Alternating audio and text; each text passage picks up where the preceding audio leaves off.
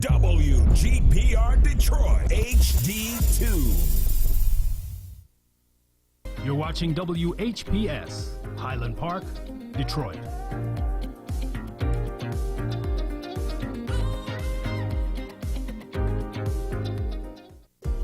The views and opinions expressed on the following show are not necessarily the views and opinions of WHPS, its affiliates, management, or sponsors.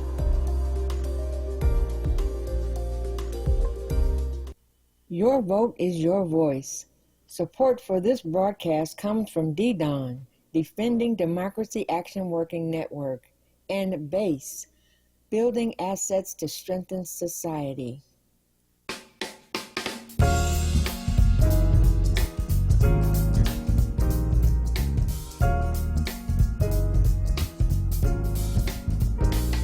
My vote is my voice.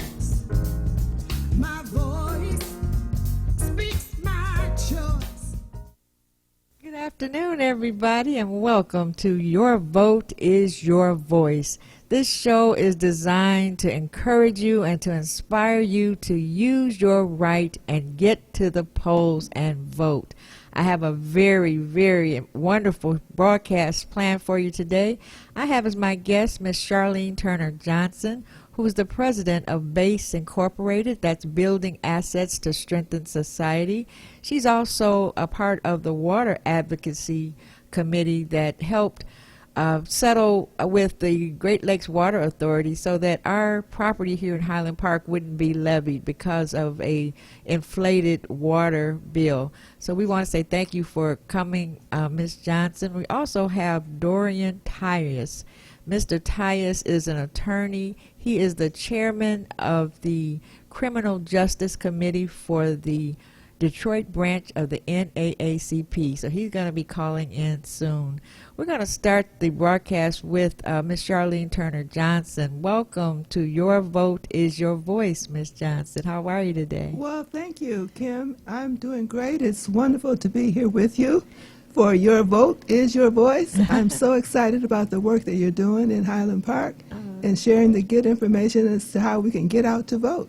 That's right. You know, Yeah. I think we were at an event and I was sharing that someone posted that on our roll here at Highland Park, there's about 8,000 voters on our roll, and only 1,200 voted during our primary. So we've got to raise the participation in our voting. Now, I'm not sure if the 8,000 is completely accurate, but this is what was on the record that was reported. Yeah, we understand that the record says 8,000 registered voters according to the city clerk, but according to the 2020 census, there are only about 8,900 residents in total in Highland Park. Oh. So if you count the 2,000 that are under the age of 18, that means that there are about 6,900 adults in the city of Highland Park.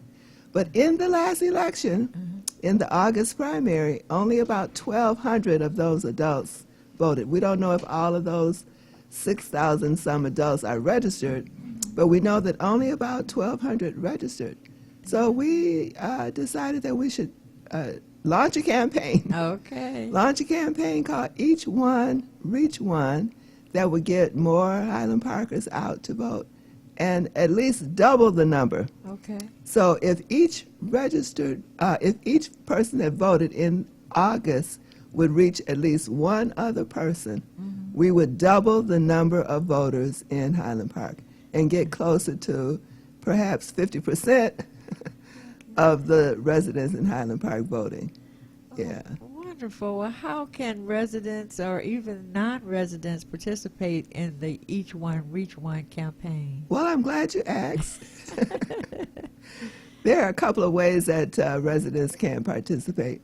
Number one, we are working through block clubs, and we're asking the block club presidents to identify block captains who would go door to door and survey the residents, survey their neighbors around three things. There are three things that we're focusing on. The first is, are you registered?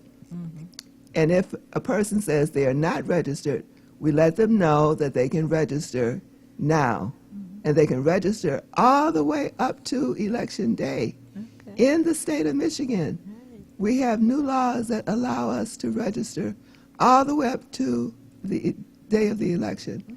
And at our city clerk's office, people can pick up a form, or they can go online to michigan.gov/vote and get a form online to register to vote. So we're encouraging the block captains to share this information. The other thing we want block captains to share is that people can vote early. The state of Michigan has new laws that allow people to vote early. So in Highland Park, Michigan, a person can vote as early as October 26th, all the way up to November 3rd. People can vote early. And to vote early, all a person has to do is to go to the city clerk's office and get a ballot and vote like they would if they were voting on November 5th. So this voting early is really wonderful because so many people have so much to do on Election Day. They don't get to the polls, and they wish that they had gotten to the polls. But now this way, they have at least 9 days before November 5th to vote. The other thing we're emphasizing is that anybody now can get an absentee ballot. Anybody can get an absentee ballot. You don't have to have an excuse. You don't have to be out of the city. You don't have to be away from your voting precinct. You can pick up an absentee ballot at the city clerk's office, or you can go online at michigan.gov/vote and get an online application for an absentee ballot.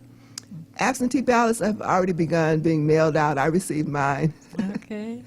already. I've got to fill it out. And once you get the absentee ballot, it's really good because it gives you an opportunity to do a little research about the candidates, or to do a little research about the nonpartisan judges that we often don't know too much about, Right. or the other issues that we often don't know too much about. So it's good to get an absentee ballot and to be able to study and get yourself prepared for voting, and then just fill it out and turn it in. So, block captains, number one. Block captains to survey their neighbors to see if they know about these three things: early voting, absentee voting, and being registered to vote. The other group that we're targeting is the faith-based community Okay. in Highland Park. We have a wonderful association of pastors and ministers who meet monthly and who are engaged in the community. And so we're asking the pastors to adopt a block. Adopt the block around your church. Adopt the block around your church and go out and survey those residents that are living around your church and checking to see, do the residents know about those three things? Are they registered to vote? Do they know about early voting? And do they know that they can get absentee ballots? And we just believe with this each one, reach one strategy that we can double the number of voters, at least double, hopefully more than double, the number of voters in Highland Park. The other thing we're doing, well, quite frankly, we thank you Oh, sure. for allowing us to share this opportunity on your show. That's a very important method to get the word out. Absolutely. And we're also getting the word out on social media. Highland Park has a very active Facebook contingent groups, I should say. People that are active on Facebook are getting the message.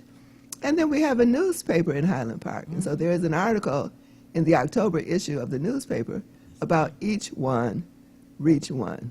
So we're excited. We're really excited. We think it's going to work. Yeah. We're believing it's going to work, Absolutely. that we will double the number of voters in Highland Park, Michigan. Absolutely. Yeah. Well, we sure thank you for spearheading this effort, because we need to raise the awareness and the importance of voting. As I was preparing for the show today, it hit me. I was looking it up that the actual voting rights went into effect just 60 years ago. That was in my lifetime. Yeah. And for those who don't know, President Johnson approved that no federal or local government can deny anyone to vote because of race. And there Right. were several congressional acts that tried to prevent that. And it was like almost every 4 years it was extended that they were trying to challenge that. So we're just thankful that the act is currently in place. Right. But we have to remember those people who fought for that, Right. fought for that right. That should push us to get to the polls. People marched. People were hosed. There was so much that happened during that time that they fought for that right. So we have to continue to honor our ancestors and get to the polls and vote. Absolutely. Yes. Absolutely. Yeah, my parents are from Tennessee, Okay. from the South, and so much of that opposition occurred in the South. Of course, it occurred here too. Sure. And we still have to fight because there's voter suppression activity that is going on now. And so we still have to fight, and especially with our young adults, Yes. helping our young adults to understand the legacy of voting, the importance of voting for African Americans in particular, but the importance of voting for all of us. Yes. And then voting in our local elections. Yes. People often think about, the president. Yes, we ought to be voting for the president, but it is the Congress Yes. that makes the laws That's right. and establishes the budget that pays for the enforcement of the laws. So we need to be learning about the various congresspersons, the candidates that are running for Congress in our local elections, Wayne County elections here in the county. Those are important too, that we need to help people to get focused around. Absolutely. Yeah. And just to say again that our election day is November the 5th. We want you all, you can't vote unless you're registered. So please, please, please ask your household, ask your family, ask your neighbors if they are registered. If they are not registered, they can go to the local city clerk's office. You can also go online at mi.gov/vote. You can register on that site. You can also find your polling place on that site. And if you have problems, whether you're trying to register or whether you're trying to vote, a great place to start is 1-866-OUR-VOTE. That's 1-866-OUR-VOTE. There's someone there to help you through the process of voting. Again, Ms. Charlene, we thank you so much for all the work that you do in Highland Park and for being my guest today. Now, do you have a contact information that you'd like to share? Yes, thank you, Kim. As you said, I'm representing BASE, which is an acronym for Building Assets to Strengthen Society. We are a local nonprofit 501c3 nonpartisan community development corporation. Okay. Here in Highland Park, we've been active since 2006 in Highland Park, doing community organizing, doing economic development work, doing housing development work, and youth development work with my sister's keeper and my brother's keeper. And through all of that, encouraging people to be engaged in the community, to do community service, to be engaged in civic affairs, so that we can continue to uplift the city of Highland Park. But the contact for us is 313-252-1060. That's 313-252-1060. We're also online on Facebook, BASE on Facebook, and online is basehp.org, BASE, B-A-S-S, HP.org. Thank you so much, Miss Charlene. We appreciate you. We do have on the line Attorney Dorian Tyus. He is the chairman of the Criminal Justice Committee for the Detroit branch of the NAACP. We're going to take a quick PSA, and we're going to come right back with Mr. Tyus, and he's going to have all kind of great information as well. Stay tuned. Vote. We shouldn't have to tell you why. The sorors of Alpha Kappa Alpha Sorority Incorporated say go vote. Vote like your rights depend on it. You want change? Be the change. Get out and vote. The real power is in voting. Go vote. There is no other option than voting. Make it count.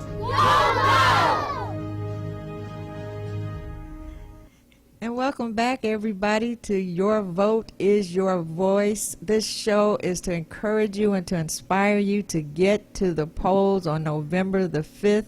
You can't vote unless you're registered to vote. You can go to mi.gov/vote.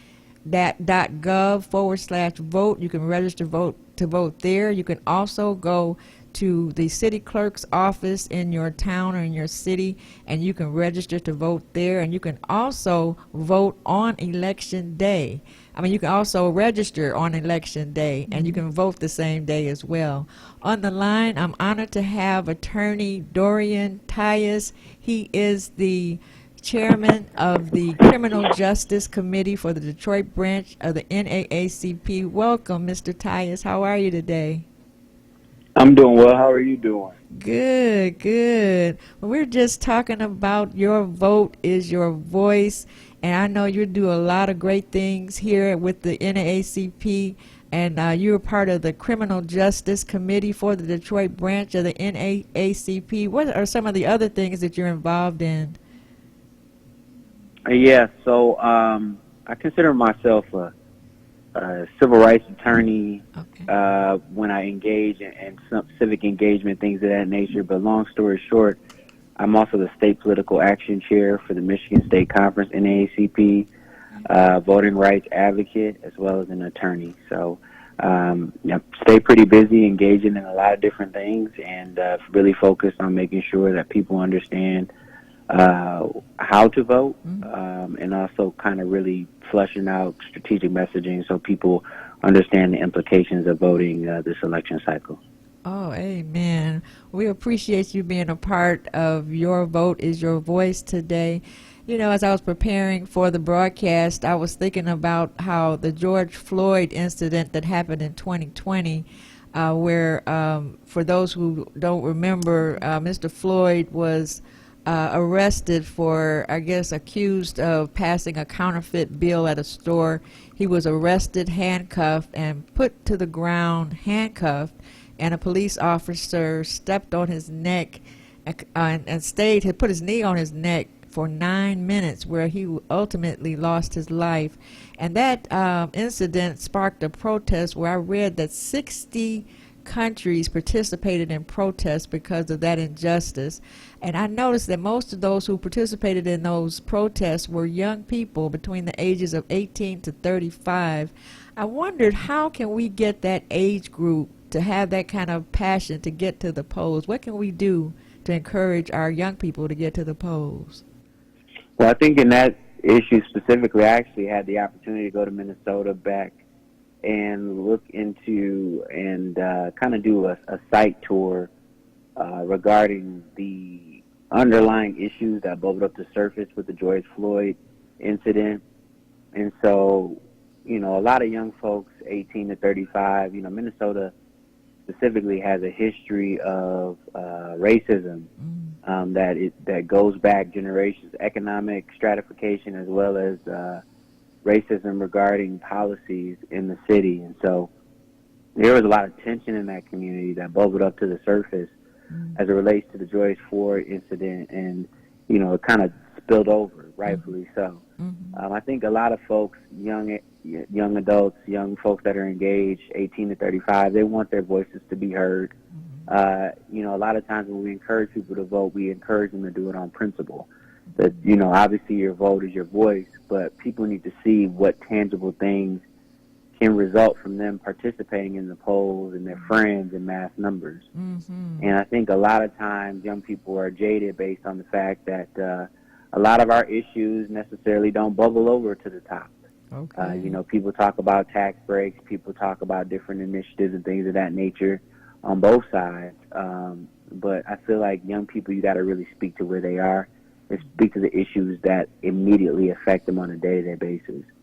And so that's the key, I think, in getting out the vote here, is to make sure, obviously, we educate our communities on the policies that are going on, and not only the policies that are beneficial to our communities, but the policies also that will undermine our community. So, for example, Project 2025, as it relates to that initiative that's looking to roll back many of the civil rights landscape initiatives from the 60s and 70s, in the 50s as well. And so I think it's important for us to do, obviously, a significant voter education, civic engagement proposal, and making sure that folks understand the implications of their vote and how it would affect them on a day-to-day basis. I totally agree, and thank you so much. Now, what about some of the college campuses? Are you aware, are any of the campuses doing any kind of voter education, voter outreach? Yeah, there is a lot of organizations that are engaged in organizing on college campuses. I think college campuses are extremely important. But I would even take it a step further that, obviously college campuses are important, but it's also important for us to do civic education on a high school level. As you may know, 16 to 17-year-olds may pre-register now. Right. That's in the law. So you can take your 16-year-old, your 17-year-old, Mr. Dave, up to the clerk's office and get them pre-registered. So when they turn 18, they're automatically registered to vote. Right. Talk about getting people and young folks engaged at an early age. And that's something that parents in our households can actually encourage our folks to do because they're not adults yet. And you can encourage them to participate in that civic process. Absolutely. Now, I know also we recently reactivated the Highland Park branch of the NAACP, and I believe that there's plans to do some kind of civic engagement to get people out to the polls here in Highland Park. And I know that you're a part of the Detroit branch of NAACP. Is the Detroit branch doing anything that others can get involved in getting out the word to get out to vote? Oh, absolutely. The Detroit branch has an initiative that's called Souls to the Polls, and that initiative has, obviously been implemented locally, but it's also a national initiative. And the NAACP, as a collective, not only in Detroit but also in the Metro Detroit area, they're holding a lot of civic engagement events such as town halls, public forums, getting out there and having folks and volunteers to canvass their communities, make phone calls, and send out text messages. So there's a lot of different opportunities and organizations, I think, to be able to touch people where they are. And that's exactly what we need to do. We need to touch people where they are, reach them in a way that's digestible, and not only try to educate them as it relates to this particular election, but give them the tools and the framework so that they can go forward and spread that knowledge to other members of the community. Oh, excellent, excellent. I like that, what you said is about touch people where they are, and I think that's so important. That's so key just in our world. We have to reach people where they are. Well, thank you so much, Mr. Tyus. I appreciate you being here, and we'll be following you, following what the NAACP is doing, and we're going to encourage our young people, all age people, to get out to vote. And thank you so much for being our guest today. Thank you. All right, you take care. Everybody, you tuned in to Your Vote is Your Voice. We're trying to inspire you, to encourage you to get out to vote. You can vote on November the 5th, but you can't vote unless you're registered. You can register to vote by going to mi.gov/vote, or you can go to your city clerk's office. Also, you can go to naacp.org/vote, and you can register there as well. We're going to go to another PSA. This is Reverend Wendell Anthony and his encouragement to get us out to vote.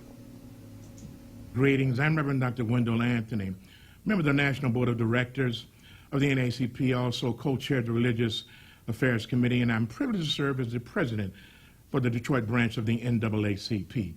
The midterm elections are right upon us. We have so much at stake that may negatively impact you and your community if, in fact, you don't exercise your right and go out to vote. Together, we have the power to vote. That's why you must take your souls to the polls and vote like your life depends upon it, because, quite frankly, it does. Everything is at stake. The midterms determine who will, in fact, serve as your governor, your congresspersons, your state senators, your national senators. It is impossible for you to set this out without impacting negatively the outcome of that which impacts you for the rest of your life. We encourage you to get out and vote. It will impact your Social Security. It will impact your education. It will impact women's health care rights to make their own decisions. It will impact your children's future. It will impact policing in our community. It will impact the very source of our democratic values. Take your souls to the polls and vote. Together, we have the power to vote. Won't you please exercise it? Thank you for listening. Awesome. Thank you, Reverend Wendell Anthony, who is the president of the Detroit branch NAACP. And we heard from the chairman of the Criminal Justice Committee, also a part of the Detroit branch NAACP, Mr. Attorney Dorian Tyus. So we want to say again, thank you to my guest, Mr. Tyus. Also, thank you so much, Charlene Turner Johnson, for all that you do in the city of Highland Park and just for your support in general of me personally. I thank you so very much. And I want to say also that this show was made possible by a grant from BASE Incorporated, that's Building Assets to Strengthen Society, where Ms. Charlene Turner Johnson is the president. Also, DDAWN, Defending Democracy Action Working Network. So we want to say thank you for all the people who received the grant, and that was the Connect, Cooperate, and Collaborate grant. There were some great ideas, and the city, you could see the improvement and the excitement just by some of the programs that were initiated by this grant. Did you want to shout out some of those individuals or some of those projects? Well, thank you, Kim. We want to shout you out because you are positively HP. So we wanted to highlight you and your work that you do through WHPR. Number one, you were one of the grantees, and so we're just excited about that. Also, we were glad to support Solidarity, which is a nonprofit organization. They did a wonderful training on community organizing. Okay. And so we definitely support community organizing. We had block clubs like the McLean Block Club and other block clubs who did neighborhood beautification projects, the Easton 2-3 Block Club, the Richardson Street Block Club with beautification projects. And so the Connect, Cooperate, Collaborate initiative is really all about getting residents engaged and organizing community beneficial efforts that are beneficial to the community. Mm-hmm. And so we're glad to do it. We're thankful for DDAWN, the source of the funding for the initiative, and just to all of the residents who were engaged in that initiative. Yes. Yeah. We thank you so much. I want to say thank you to WHPR. We are Watkins Broadcasting Network. Mr. R.J. Watkins is our president and CEO. Mr. Henry Tyler is our vice president of operations. We want to say thank you, WHPR, for giving us the platform to bring such an important effort, and that's the Get Out to Vote. Your vote is your voice. That's how you can participate, by voting. Use your vote as your voice to make a difference in this world. Again, you can go to mi.gov/vote if you need to register. You can also, on that site, you can find out your polling place. You can find out where you can drop off your absentee ballot, and so many great information right there at that mi.gov/vote. Here in Highland Park, you can, for the early voting is October 26th to November 3rd. All precincts will be voting at the City Hall from October 26th to November 3rd from 9 a.m. to 5 p.m. and that's, I believe that starts on a Friday and goes to a Sunday. So they'll be there every day. All precincts can vote at that location. That's City Hall, 12050 Woodward Avenue here in Highland Park. Thank you so much for tuning in to Your Vote is Your Voice. We just want to say thank you to my engineer, Marquise, today. And God bless you, everybody. We'll see you at the polls. Your vote is your voice.